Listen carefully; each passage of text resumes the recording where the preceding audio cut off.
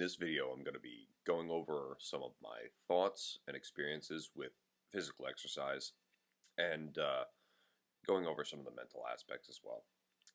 If anybody's been following me, they know I've been undergoing a big physical transformation.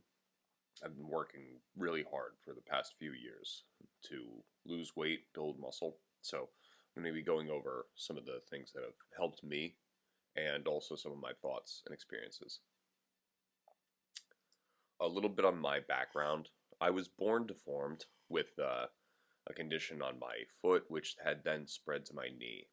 So total I've had about 24 surgical operations, including an amputation.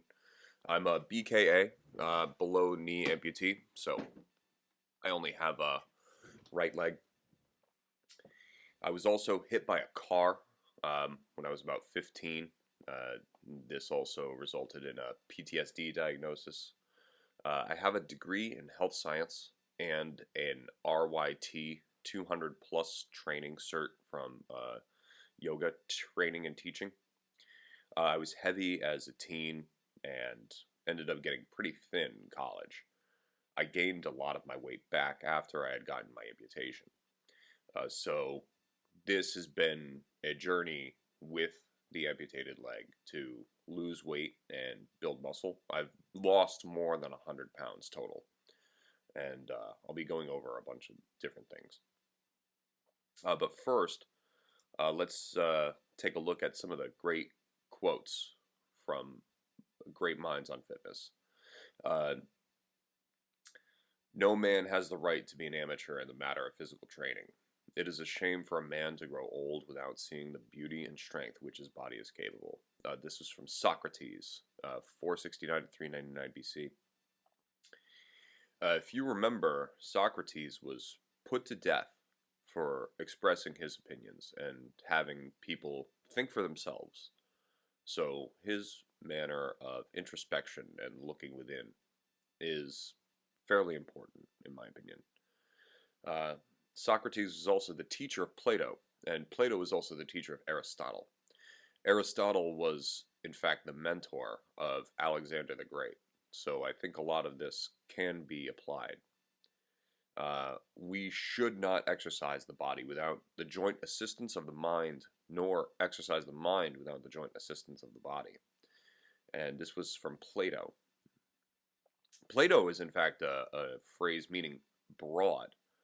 So it's possible that that wasn't even his real name, but more of a discrepancy named upon him. Plato was, in fact, a professional wrestler. And so were most Greeks who also thought in the form of the mind realm. I think that this illustrates that the mind and the body are implicitly connected and that working on one will help work on the other. And Aristotle is quoted as saying, "We are what we repeatedly do. Excellence is not an act, but a habit." And this goes to say that any manner of which you want to fulfill yourself further or get further progressed along needs to be part of your routine. It has to be something that is automatic, something that is within your discipline and needs to be made regular as part of your activity. So what got me started a little bit on this was Robert Oberst, the power lifter. He had mentioned in his interview with Joe Rogan that actually peak strength is around ages 34 to 36. I turned 34 this week, and I felt that that was really interesting for him to say, because when I was younger, I had felt that majorly, when it comes to athletic performance, that once you reach age 30, then that was basically about it. Professional athletes don't last longer than age 30, so you probably wouldn't figure that a person could be at their peak physical performance in their mid-30s. But he claims differently, and I think that there is something to that. Whereas a professional athlete needs to be also fast and agile and free of injury, I think that for a regular person, getting into physical fitness could see them have results lifelong and could possibly peak at a later time than, say, somebody who does something professionally. He also smokes weed, which I think is great. I smoke weed all the time. I think it's great to help for physical fitness. I think it helps release tension in your muscles and also helps you concentrate better, which I think is a little counterintuitive, but I'll explain later. He also talks about how a small injury is a huge progress impediment. Even something small can set you back pretty far. So the primary purpose and concern while doing exercise and weightlifting should be prevention of injury. If you're someone who is trying to build their entire body, and let's say you have just a small injury in your shoulder, that's going to impede all the muscles surrounding that muscle. It's hard for you to build up and maintain your plateaus and peaks when you have an injury. So you have a small injury in your shoulder, it's going to impede you when it comes to doing things like bicep curls, overhead press, anything. So prevention of injury is huge. And if you're able to maintain yourself without injury, you'll be able to increment your progress a lot better than, say, if you were really cranking it out and then got injured and then had to heal and then get back to the gym. He also mentions that deadlifts are not necessary. Not a lot of people, I would say, may agree with this, but I actually do. I actually don't think deadlifts are 100% necessary at all. There's tons of different exercises that you can get for a lot of the same muscle groups, and it's a huge, huge exercise to do if you want to try to prevent injury. It's one of the most dangerous lifts that you could do in terms of like trying to hurt yourself. So it may not be the best for everybody. Some people really, really love deadlifts. I like them a lot, but I don't think they're 100% necessary in terms of like trying to build your strength and performance. He also mentions to roll over your abs for the purpose of the spine. And I think that that's super helpful as well. Being able to stretch the front part of your abs and hips will open up your back and spine. And he also has this great show, The Strongest Man in History, on the History Channel. I thought that was really great.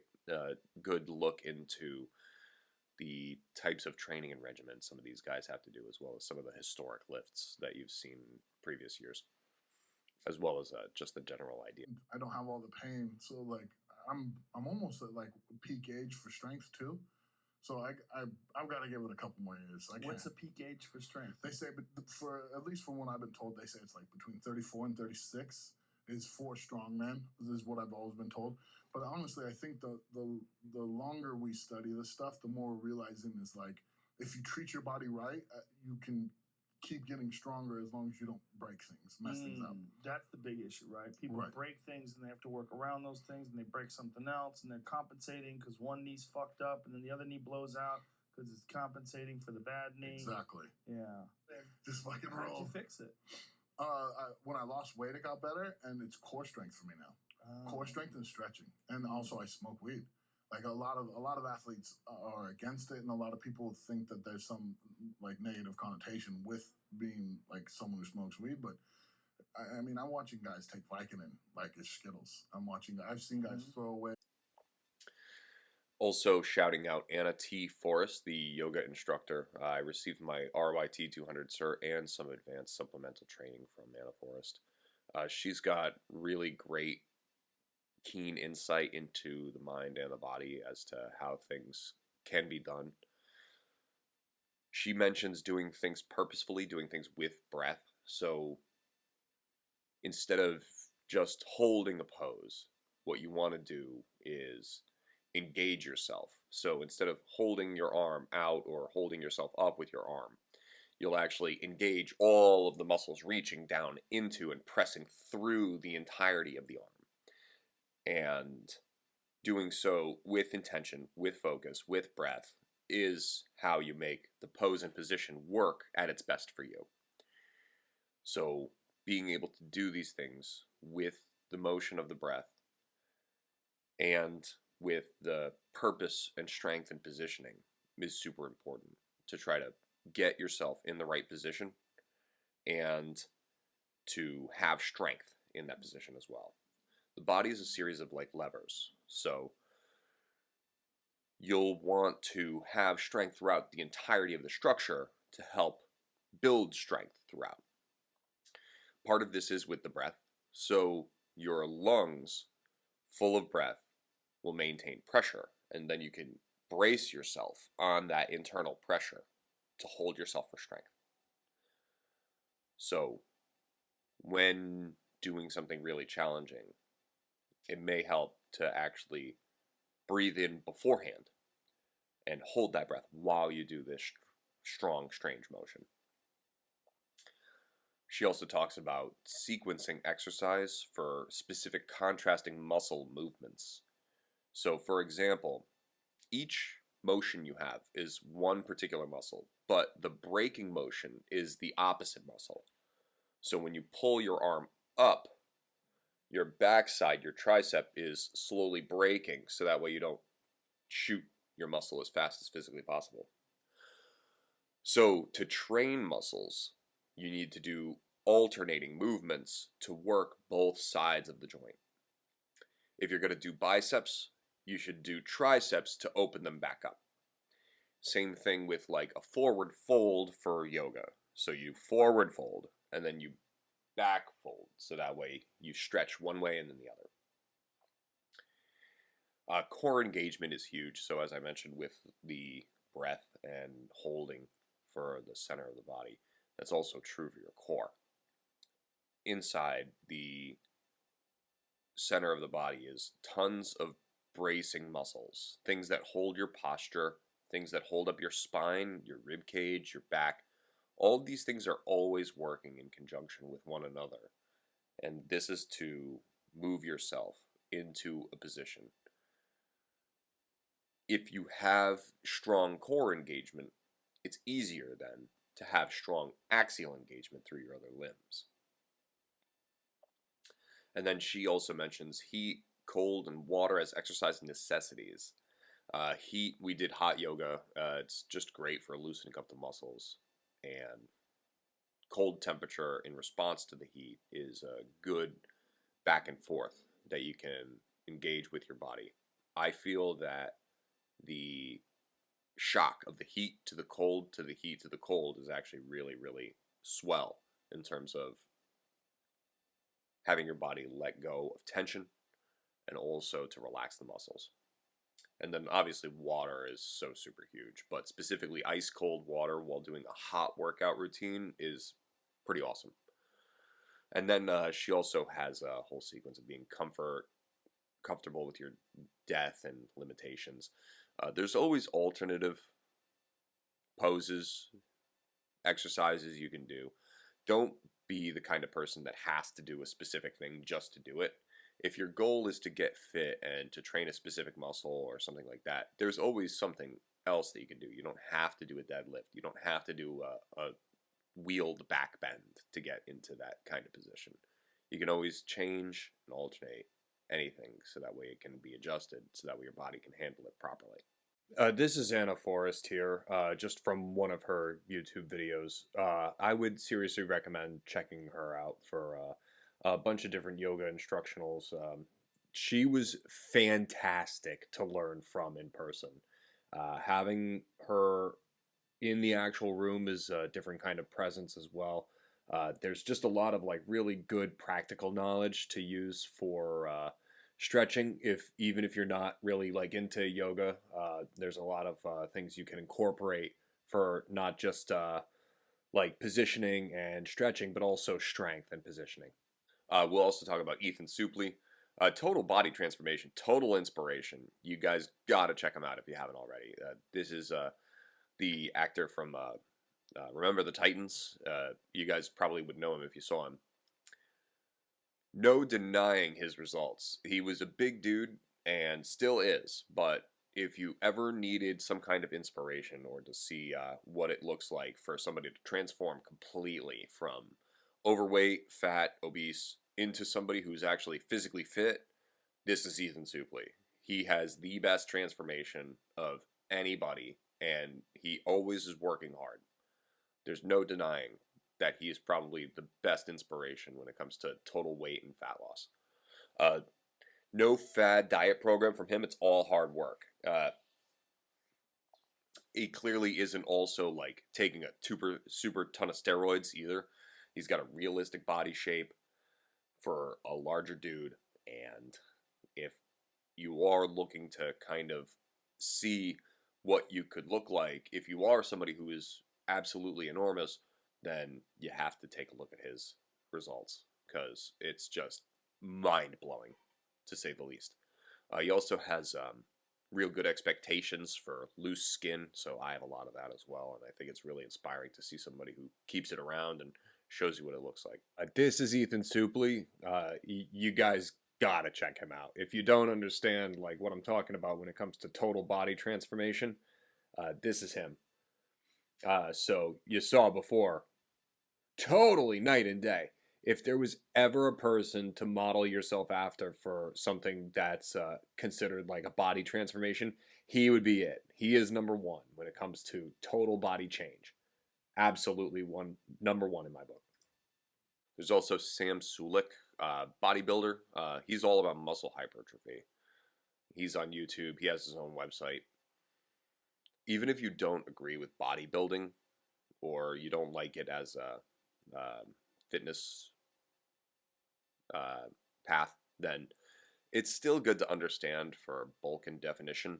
It's still good for people to understand how muscle grows and what makes it grow. He specifically talks about the bulk versus the cut cycle, and I think that this is really important for anybody that's actually trying to lose weight or build muscle. It's really important to understand that you can't do both.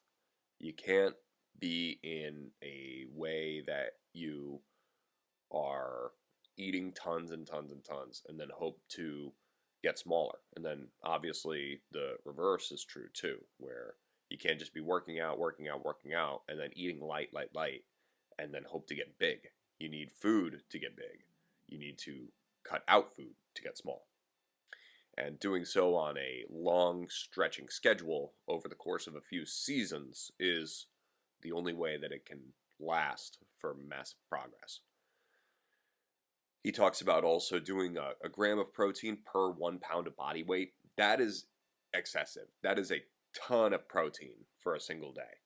And even though it may be a lot, I think it's important to illustrate how much you need to actually work with your body to give it everything that it needs. So if you're trying to build gigantic muscle, as he has done, you need to overload yourself with the material that your body needs. This bioavailability of having all of this that your body can then access and then use is really important if you are trying to get much, much larger. To get muscles that are bigger than what you have now, you have to give them the material to get even larger. So focusing on that strict protein intake can help with your diet, because frankly, a gram of protein per 1 pound of body weight is a chore. Having almost 200 grams of protein in a single day is a chore, but you will see results in terms of your size. He also is a maximum effort instructor. He goes to failure on almost every single lift that he does. And it's important to understand how much effort you need to put in for some of this stuff. You need to put in an excessive amount of effort to get an excessively large muscle. Knowing what your failure point is and knowing how to get there without getting injured is also really important.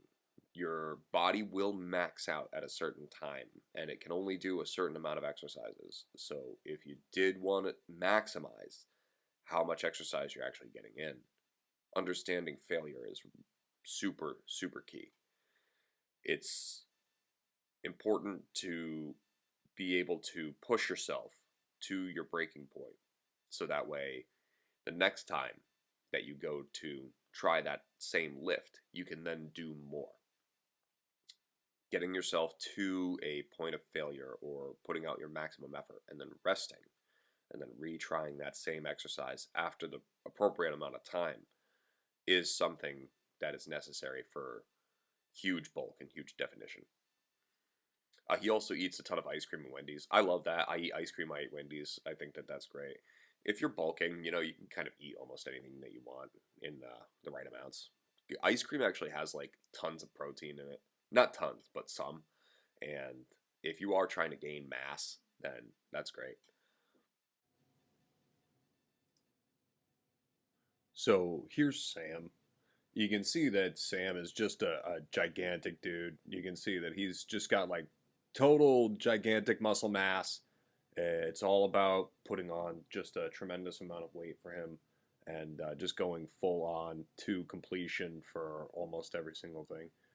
He definitely maxes out as much as he possibly can, and he's still pretty young at all of this, so I think he's got a lot of potential to do things kind of on a long-term kind of system and way. I would actually really recommend anybody that is trying to get into weightlifting to check out some of his most popular videos. You'll be able to learn a lot from him. We'll also talk about Matt Frazier, CrossFit champion. He talks about rowing as cardio. He's got a lot of good fitness tips, actually. Rowing is a fantastic cardio. It's probably the highest calorie burning of any exercise that you can do in a time frame. So if you are trying to burn a lot of calories really quickly, get good at rowing. He mentions how you can't out-train a bad diet, and I agree with that.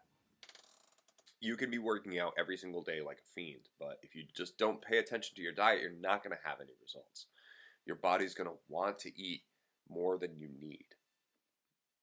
And if you decide to just ignore the fitness aspect of nutrition, then you're only going to ever get like a mid physique. There's just no way around it. You just have to discipline yourself when it comes to diet and exercise. If you're not doing incrementals, you're not doing anything. So what he means by that is if you're just at the gym and let's say you're doing like the lat pull down. If you do 4 sets of the same weight, you're not building anything. So you do 10 of 110 and then you do 10 more of 110 and 110 and 110. You'll only be able to lift 110 pounds. You have to do more than what you think you can. And if you're not doing that, then there's no building that's happening. There's no way for your muscle to get larger because it's not given a challenge more than what it knows it can already do. You have to find where you're comfortable and then build from there.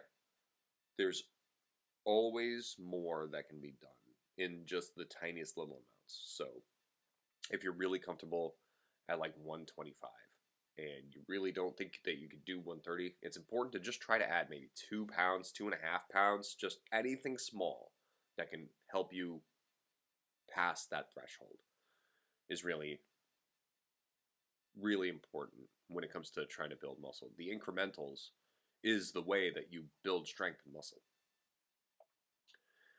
Your body does need energy to recover, so this was something that was interesting for me to learn about. He talks about, and there's a lot of other fitness guys that will also talk about, like having something that's really high in the glycemic index after you have a really strenuous workout. The body needs some type of energy to help its muscles heal, and if left to nothing, the body will then try to break down the fat inside your body. Right after a workout, this is inefficient because then it needs the energy to break down the fat, and then it also needs the energy to heal the body. So to be efficient at this, it's okay to allow yourself after a really strenuous workout something that has a lot of sugar and something that's not necessarily healthy for you, so that way your body can break down the sugar really fast because the body will prioritize sugar foods over fat on the body first. It'll break that stuff down very quickly, very easily, and then you can use that sugar to replenish yourself from an exercise. this is a little counterintuitive into what you might normally expect for exercise, in that, you know, you might not ever expect to have like Coca-Cola, Snickers bars, that kind of thing. But lots of guys who are really high physical athletes will say, yeah, right after you work out, that kind of high glycemic food is fantastic for recovery. He also talks about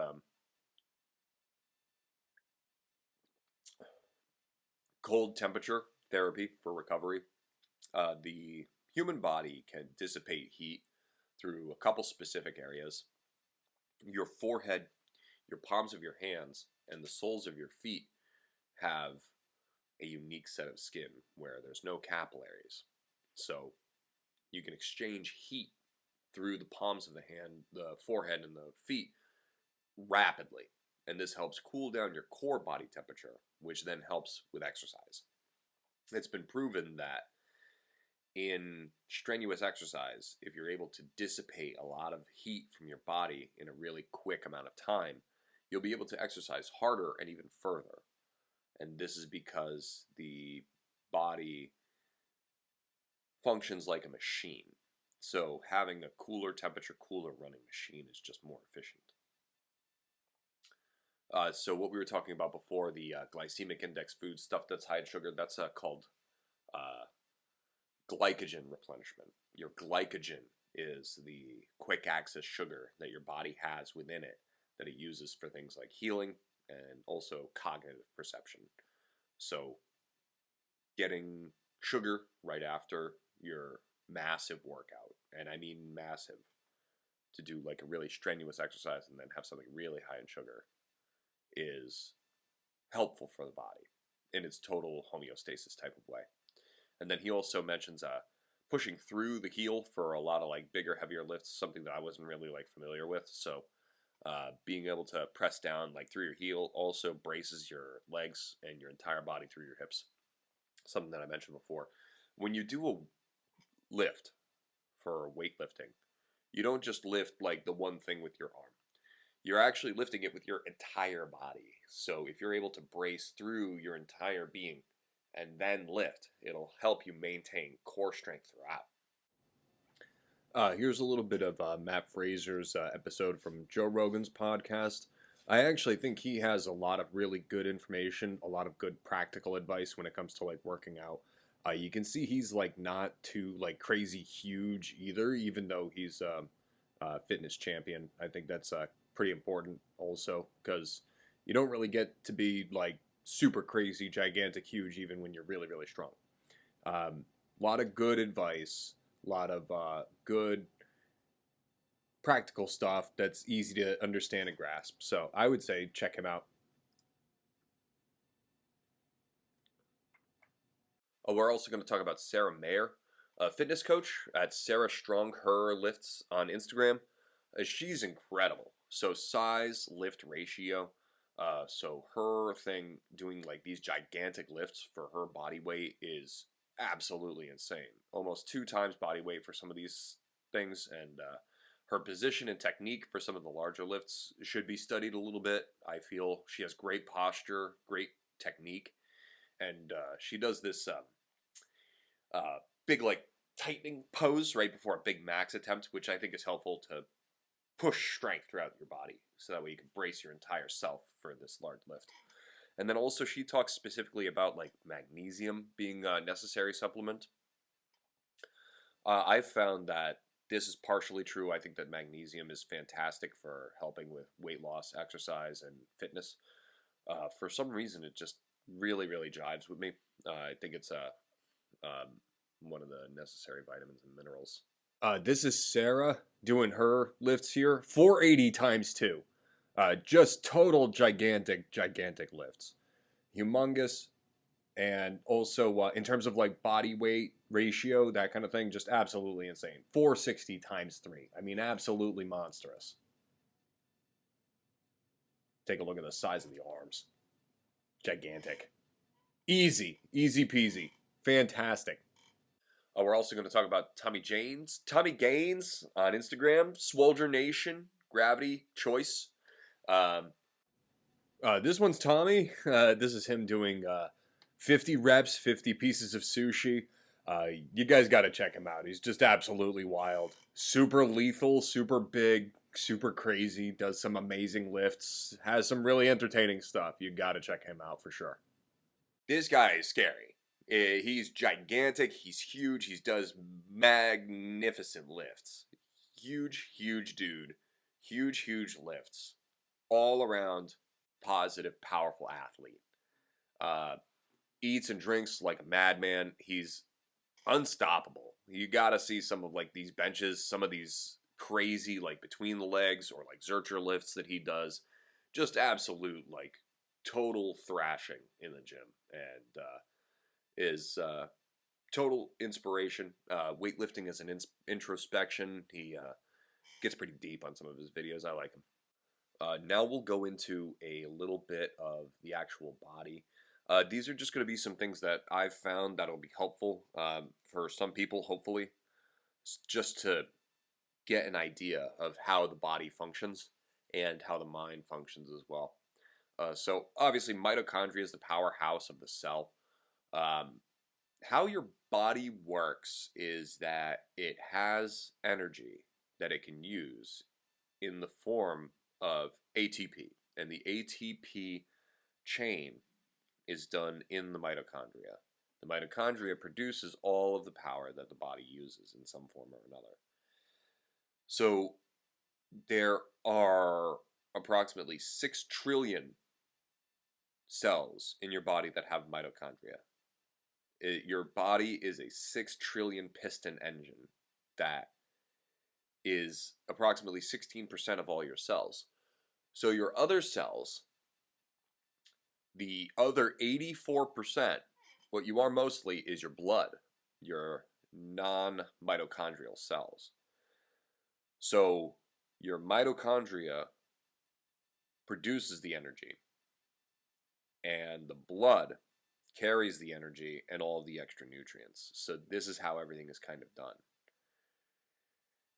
You respirate, and the respiration activates the ATP chain. So the oxygen is necessary to get the energy. Your body stores all of this energy in the form of carbon and hydrogen in long chain fatty acids.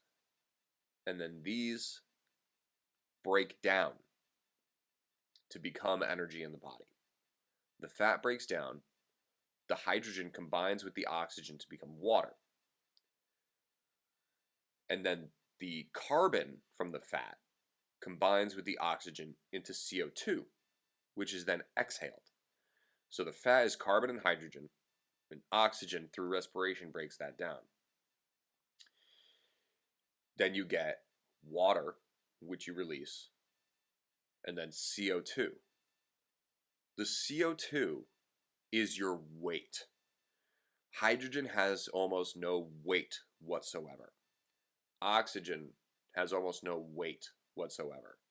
Your body weight is your fat plus your water. The water can be gotten rid of pretty easily.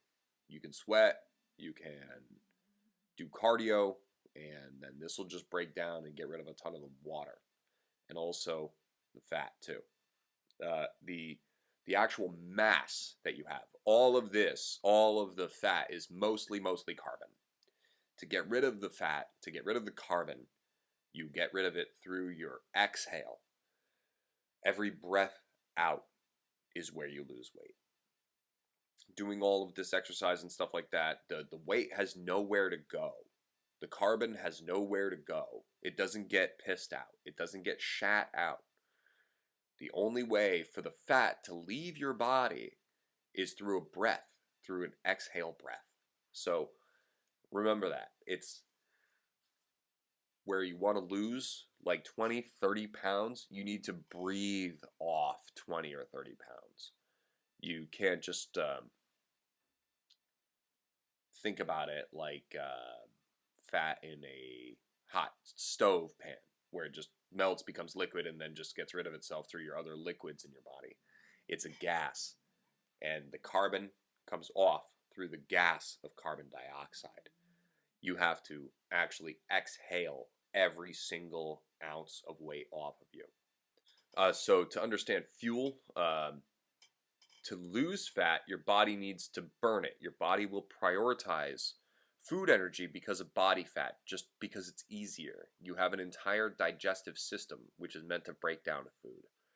As soon as that food is broken down, it then enters in the body through the small intestine. So when it comes to eating different types of foods, you need to understand that the body will prioritize carbohydrates and sugar before it prioritizes the energy of protein and fats. It takes more energy to break down proteins and fats. Carbs and sugars just dissolve in water. So if you've seen like cotton candy and stuff like that, it just dissipates in water. That's how easily sugars break down within the body. This is something that I think is pretty important to understand if you're trying to eat to work out. So there is such a thing as carbo loading. There is such a thing as your body prioritizing food. So if you are trying to lose a lot of fat, it's a good idea not to eat any sugar because your body wants that sugar to refill its fat stores. Blood is the exchange mechanism for everything. The blood carries from every single cell. The blood pushes the nutrients to every single cell. So this means that being in shape, having good circulation, having good heart rate, and understanding how the cardiovascular system works is really important when it comes to also building up muscle. And this liquid blood then lays down the solid material of the body one molecule at a time. So if you want to build up your muscle, it'll be at one heartbeat after another. It's just going to do the liquid blood and then just lay down that tiny one single molecule at a time. This is really important to know so that way you understand that muscle builds really slowly. And to change your shape, you need to do so one layer of paint at a time. It's not something where you get big and bulky and then that's it. It's slow, slow, slow. If you've ever painted a surface 10, 15, 20 times, you'll notice that it builds up thick and strong. And that's the way your muscles do too. The mitochondria, being the powerhouse of the cell, is augmented by having more muscle. There's more mitochondria in your muscle cells. So when you build muscle, it helps you burn fat better. A lot of people might think that the only way to burn fat is through cardio, but actually you burn a lot of fat doing physical weightlifting. And having more muscle will help your metabolism move more quickly to maintain that low weight. And then it's also understandable, it's also important to understand or to take a look at the different types of body structure. There's liquid fat, which is like the flabby fat. There's visceral fat, which ends up being the thicker fat that you gain like around your gut, things like that. And then there's also like bloat. So you need to know that like if you are going to drink a lot of water, that water is going to hold in your body. The body will also combine the water with the sugar that you eat. That's why we call them carbohydrates. Carbon and hydrogen are held by the sugar. And then the body will hold on to all of that sugar with water. And the body needs energy to heal, and growth happens after exercise and during your rest. So after you work out, if you're not getting your proper rest, you're not getting the proper building time to maintain all of your muscle. So if you're going to do a massive, crazy exercise and then go do something else, you're not giving your body the proper time to heal and to get large. Actively resting is important. Being able to get to a point where you can just do nothing, let your muscles and your body heal itself after your exercise, I think that's pretty important. A couple of keys to keep in mind. The body is a machine. Physics do apply. So when you're holding yourself in a certain position or posture, it's important to know, like, gravity is always going to be affecting on you at some capacity. And if you hold an outstretched pose, that's harder than holding it closer to your body. So what we talked about before, holding that internal strength while you do your lift is super valuable. The muscle is a squeeze motion. It's not really like a pull. You tighten your grip. Having a tight grip on whichever object that you're trying to manipulate for your exercise is super important. So if you're doing like a lat pull down, having like, just loosely kind of pulling, that's not really doing much. Having a tight grip and forcefully pulling is where you get a lot more strength and stability. And I say start light. I say just do whatever. Just do whatever you're comfortable with. Just do the motion first. This is a warm-up. If you haven't done any kind of like crazy exercise or like stuff like that, doing something mild will just at least get your body familiar with the motion, with the range, the positioning. That's more important. I'd rather see people do like 10 perfect light ones than try to attempt like a shitty couple of heavy ones. And determination, your final reps, being able to push through your very final rep that you have to do is where you build the most amount of muscle. So your final 3-4 reps that you do can be more important than your first 2 sets altogether. Getting yourself to where you can push and push and push beyond your limit is where you will see results. This is the whole point of exercise. And your last one should be your last one. If you think you can do one more, try one more. If you can't do it, then you're at your last one. Nutrition, really simple. You are what you eat. Carbs and protein are 2 separate things. Carbohydrates come from plants. Protein comes from animals. This is the majority of food. If it is from an animal, the likelihood is that it's mostly protein. If it comes from a plant, the likelihood is that it's mostly carbs. I know that there are exceptions, like bees make honey and that's a carb, and then avocados have like fats and protein in them, and so do like peanuts. But it's important to know what is a carb and what is protein.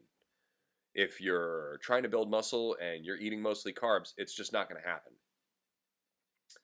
Macros dictate how you look, micros determine how you feel. So macronutrients are the primary bulk of what you eat. So if you're eating primarily protein, you're going to look thicker and made of protein. If you eat mostly carbs and sugar, you're going to look like you're made of carbs and sugar. It also is important to know about vitamins, micronutrients. Your daily dose of vitamins is useful for your body's homeostasis and metabolism. If you're not giving your body the proper amount of vitamin material, it's not going to have the proper amount of vitamin material to implicate its motion of being able to put on the muscle or take away fat. You need these things to make sure all of your body's processes are functioning properly. We mentioned the bulk cut cycle earlier. You can't get bigger and smaller at the same time, so don't try to do both. Don't try to get jacked from being fat all at once. You need to either cut fat or build muscle. It's tough to do both at the same time. If you can, more power to you, but I feel that you should do one at a time. Processed food versus its natural state. You need to understand what is and is not food. Just because it is sold at the grocery store doesn't mean that it's the same thing as something else that you could eat. When it comes to processed foods, anything that comes from like a manufacturer or like some kind of food producer, like Kellogg's in terms of like Pop-Tarts or something like that, That's a really unnatural state for the food to be in as it exists in nature. So your body is its own ecosystem. You're host to more non-human cells than you are human cells, which is weird to think about. So giving those digestive cells, the bacteria that lives within you, the natural state of food helps them break it down into its base and core elements in a much easier and simple way. The more processing that happens to a piece of food means your body has to do just as much work to break it down into its base elements. So if you have, for example, like 2 pastas, and one pasta is just enriched flour and water and maybe 1 or 2 other things, and that's it. Great. And then you have next to it a pasta that has 30 plus ingredients. Your body is going to want the more natural version of that food just for simplicity, just so that way the body has an easier time breaking it down. It's my opinion that a preservative will also preserve the food in its state and makes it so that way it's harder for the body to digest. But that's just an opinion. It's very easy to overeat, especially in America. It's very easy to intake too much sugar. It's almost impossible if you're gonna eat your regular diet to lose any weight. The average meal that you can get out at a restaurant is about your day's intake of calories. It's important to see all of the little places that you are also intaking other foods.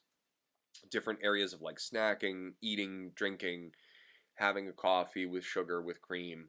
All of these little things are going to add up and compound into your total glycemic intake.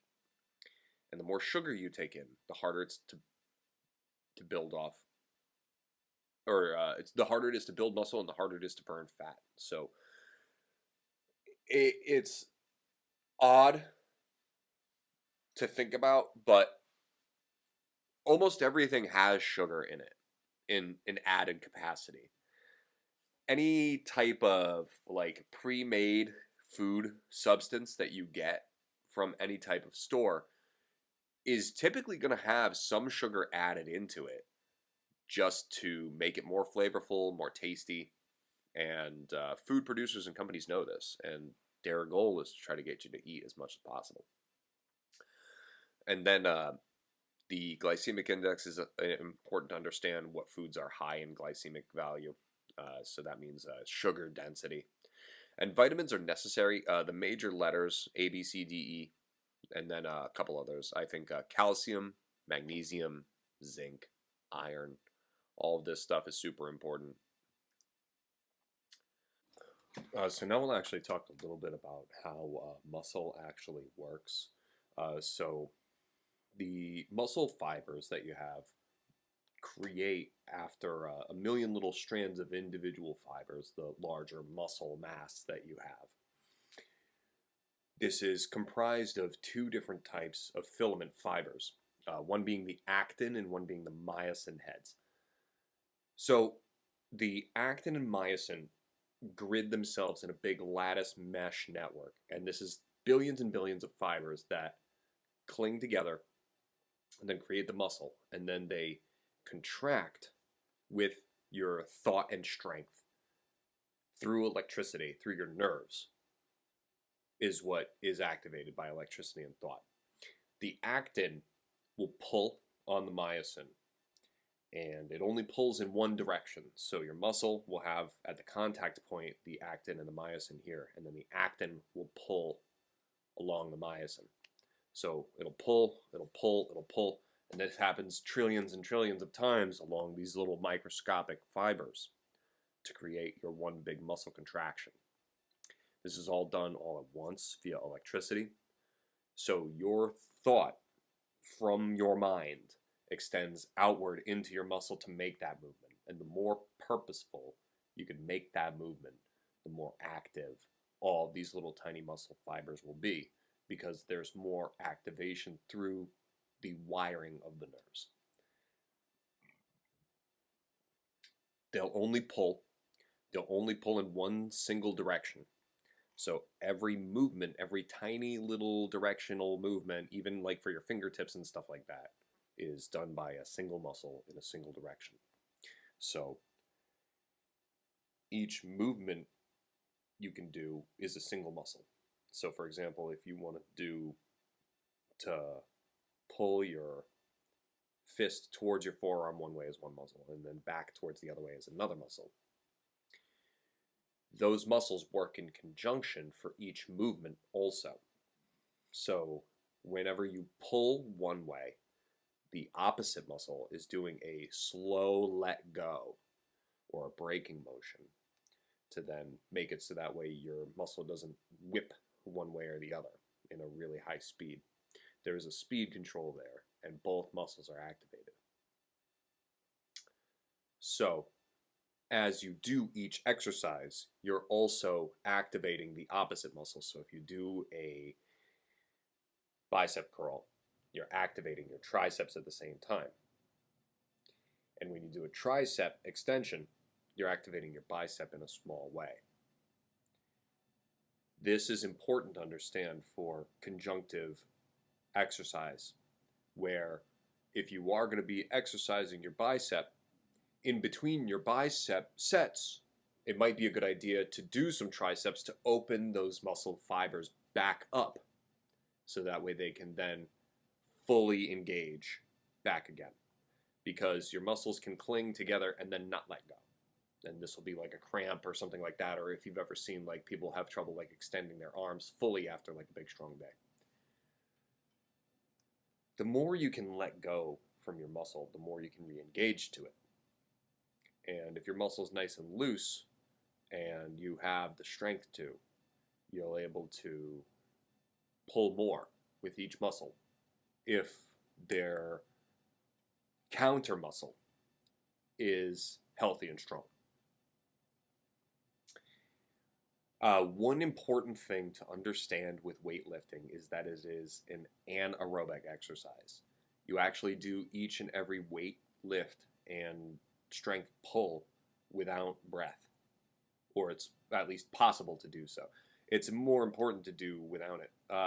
For example, if you hear guys like at the gym, they'll be breathing heavy while doing big heavy sets. Not a good idea. It's not necessary. You can take in an entire lung's worth of air and brace against your chest internally with your core muscles and hold your entire body strength up and down while you do all of the exercise, no matter which one it is. Your body will internally respirate with the oxygen that's inside through each of your heartbeats. You fill up your lungs with the air, and then your blood will access it through the different sets of heartbeats. In your lungs, that oxygen is exchanged with the CO2 that you'll then exhale, which will be your weight. If you're doing a really strong pull in any which way, letting go of it gently will also help you build for the next push, because you're letting go of that muscle and then re-engaging with it. I feel that it's helpful to have a system where you can fully let go of your muscles and relax from them after each engagement of that muscle. And I think that this helps build it in a healthy and strong and large way. When you're building muscle is actually after you exercise. You're mostly breaking down these actin and myosin filament fibers. This is what they mean when they say tearing the muscle. You're not actually tearing like big fascia parts of it. You're tearing a lot of these tiny, tiny, tiny little individual muscle fibers, which are tiny molecule chains. These molecule chains get damaged, and the body, as a response, says, hey, we had trouble lifting that 45-pound weight. We need to put more of this fibrous material into the muscle fiber So that way, the next time we go to try to lift that 45-pound weight, we don't have as much of an issue. The next time you go and try to lift that weight, you'll have the material there ready to do it. This is classical conditioning. You have to make your subconscious ready, aware, and subject it to conditions that you want to improve upon. If you want to lift 50 pounds, you got to get up from 40 to 45 to 50, and so on and so forth. But in between each exercise is when you actually build the muscle. So you do all of your physical activity, and then afterward your body says, okay, that was strenuous. And it will be a direct result as to how strenuous you put it through. If you want to build more muscle faster, you have to subject yourself to harsher conditions. And then rest more powerfully as well, while giving yourself more better access to nutrients. So I don't want people to think that it's all about pushing hard and eating hard and all this kind of stuff too. It's about doing what's appropriate for your goal and for your body. An active rest is really important because there's a lot of people that will say, oh, I didn't really do anything, but they're active, they're going around like mowing the lawn or something like that. That's still walking around. That's still like mild cardio. If you actually want to build like bulk and muscle and strength and size, you need to flat out rest afterward. Bring your body way back down to baseline. And then just let your blood flow throughout your body and exchange all the nutrients and gases and everything like that. After all of that exchange is done, you get back up to your baseline level. That's when you can do your mild activity again. Having an active rest period where you are absolutely doing nothing is super important. So I feel that exercising before sleep can help, but I also feel that a lot of times when I go to the gym, if I do a lot of working out, it keeps me awake a little bit. So like right after work is a huge popular time. I don't think I have to tell many people that. But active resting versus passive resting, I think, is important to understand. I think it's also important to understand the mind and how the mind interacts with the body. And this will help when it comes to changing your mind and changing your body. Your body and your mind are connected. You adapt to your environment. Now, a lot of people think that the brain is the mind, and it's not.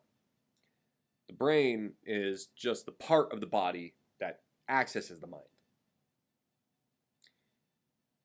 So your brain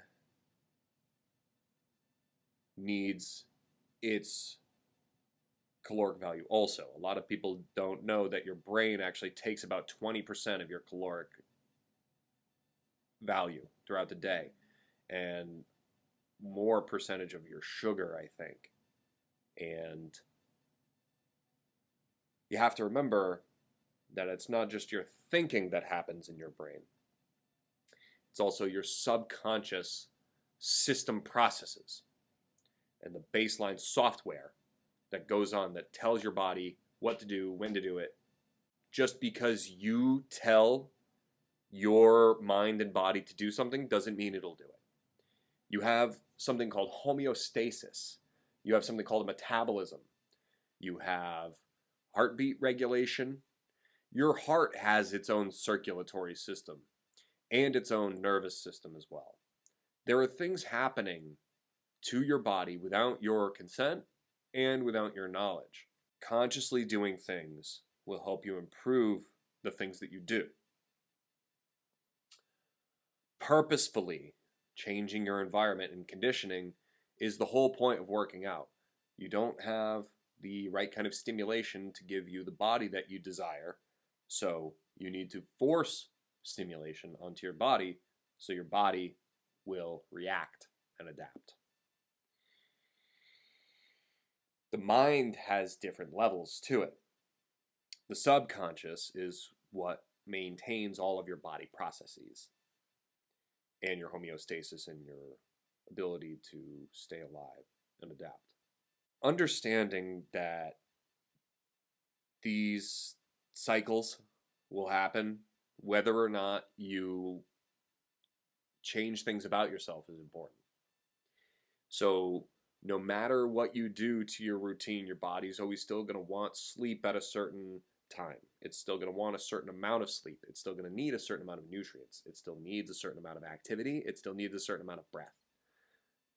All of these things you can think about, plan, and incorporate into part of your fitness routine. This will help when you want to extend yourself beyond what you're already capable of. If you understand all of the small things that you need, it can then help offload a lot of the metabolic load that your mind needs to take. Consciously thinking about your meal planning, your exercise planning, your day planning, all of these things help your subconscious mind then just do the things. And then it has access to the things that it needs. And then it doesn't need to worry or think or dedicate more energy and time to its basal level processes. You can then use your entirety of your strength in your mind and all of that caloric intake to then power yourself through your conscious activity. You have to take care of the animal that you are at where it is to then move forward and change where you're at. So this means that if you think you need to be put on a diet, you're the one that has to be put on the diet. You have to do it on your own. You have to consciously do it. And understanding that you need to grasp and hijack your own mind to then control your body is important too. A lot of people don't have control over their own minds. You need to take and grasp control of your brain and your mind and use that internal processing power to then put together a personalized routine that can then work for you and then adapt to it. This is my point. I say just do something. Do something more than what you're doing already. Just the tiniest bit more, and you'll adapt to that. And then you can do more and more and more. And you can incrementally gain steps along the way. So you have to change the things that you do to change what your body looks like. Your body will react and adapt to its environment. If you live in a sunny, hot place all the time, your skin is going to get more dry and more leathery. It just is a matter of fact because your body has the ability to adapt. So now, knowing that, you need to then choose your environment. And then your body, after an amount of time, given the right amount of nutrients, given the right amount of rest, and given the right amount of stimuli, will then turn into the body that it's supposed to based on that material. Exercise is not fun. I do not choose to do it because I enjoy it. I enjoy the results of it. I enjoy what happens afterward. I enjoy how I look afterward. I don't like being in the gym. I don't like lifting heavy things with seemingly no purpose. I don't like having to rack and re-rack weights. I don't like having to be around other people in this kind of manner. But it's hyper important to do these things to get the results that you want. If you think about it, putting an hour in 5 times a week to have the body that you want for the other 23 hours of the day, I think is worth it. And also, this is part of the point, and it's unavoidable. Because exercise is not fun, it will lead to internal mental suffering. Suffering happens when you have to do something that you don't want to do. And it's really easy to give into the mind's suffering and wanting to quit when it's only you that's subjecting yourself. If you're doing something just for you, you're the easiest person to let yourself off the hook. So, sticking with it and being disciplined to give yourself the strength to then move forward and to just do it will pay dividends later. Being able to power through the mind's wanting to quit mechanism is how you grow. It's how you get bigger. It's how you lose weight. Understanding that it's going to suck, but you have to do it anyway, is the best piece of knowledge that you could possibly have. It's going to suck. Just do it anyway. It sucks. I actually hate it. You will change if you do something different. If you are able to, in a healthy and easygoing way, subject yourself to more strenuous activity, your body will adapt and it will change in response to that activity. So that way the activity will become easier for the body. The body's trying to make itself easier for itself. It's not trying to make things harder. It's trying to make things easier for itself. And if you subject yourself to a thing that says, hey, it'll be easier if you're in shape and are able to lift all this stuff, it'll do it. But you have to consciously do it, and you have to give your body the things that it needs to make that happen. If you want to build a building, you need concrete and steel. Slow incremental growth is important. I think it's important to understand that this is going to be a lifelong process. This will be years and years. But you want it to last for years and years. You don't want to knock out 90 days and have a total body transformation back the other way in another 90 days. You can crash, you can lose like 5 pounds of water weight in a day, but you can gain 5 pounds of water weight just as quickly. If you want to lose real weight, you have to be real consistent about it. And the more often you do it, the better you'll become adapted to it. There is no actual finish point, I would say. I would say that you can have goals that you can hit, but by the time you hit those goals, you might have other goals. And it's important to always keep goals in mind, because I think that destination is the journey kind of thing. And you'll be able to feel more fulfilled with your exercise and development if you are constantly goal setting and goal breaking. It's been shown also scientifically, it's been pretty interesting to know that deadlifts are specifically an antidepressant. It has the keen ability to reduce depression more so than any other exercise. So I thought that was actually kind of really interesting, and I think that that had some truth to it as well. I feel fantastic after I do a deadlift, even though it is a really dangerous exercise to do. It's a real controversial exercise, but I do think that it's really helpful. It makes you feel really good to know that you can lift that much weight. And it's also the largest amount of weight that you could possibly lift, I think, straight off the ground. But that's my opinion. I think there's a lot of science out there that'll help support that. This is just my results so far. So over 100 pounds lost. My heaviest recorded weight was 315. I probably weighed more than that at some point, but at least I know for a fact I was 315, and now I'm below 215. Everything said and done. So fantastic.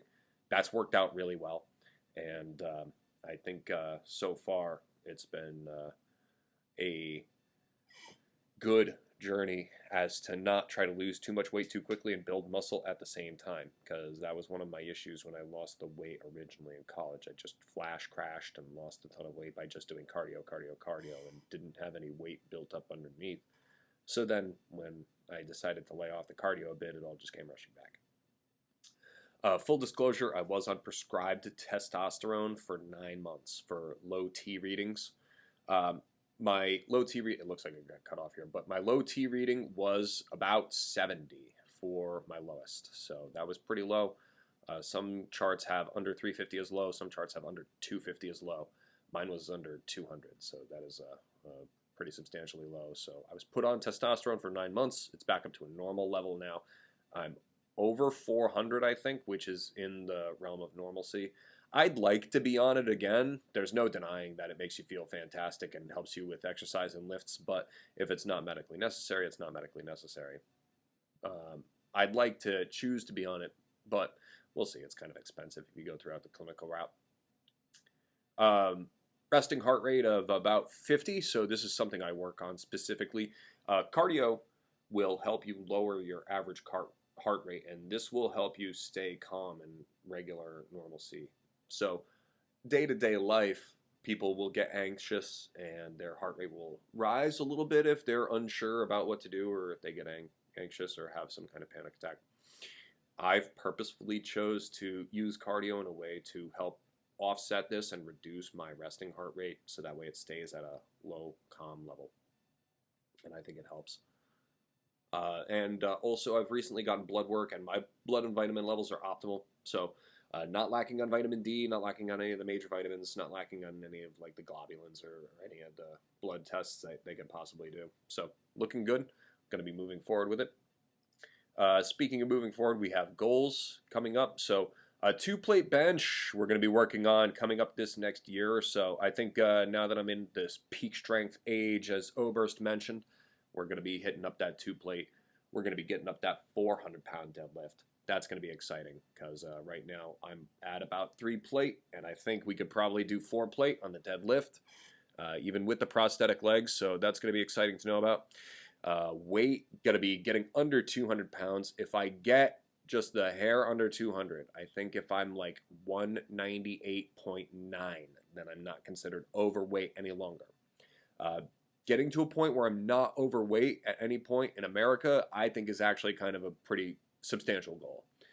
We have some of the most calorie-dense food of anywhere on the planet, and it's super accessible and super easy to get. So being at a point where I can say, as an adult, I'm fit and I am not overweight, I think is going to be fantastic. And then also body fat percentage. This is something I haven't gotten measured or tested before, so we are going to try to see if we can get some body fat numbers. We also are in the middle of our Bro Olympics. I turned 34 this week. Kyle's going down. Dad is going down. Nobody can stop me. There's nothing on this planet or in any metaphysical universe that can ever harm me in any way, shape, or form. I am the greatest. I will continue to be the greatest for all time. God is great. Have mercy on your souls.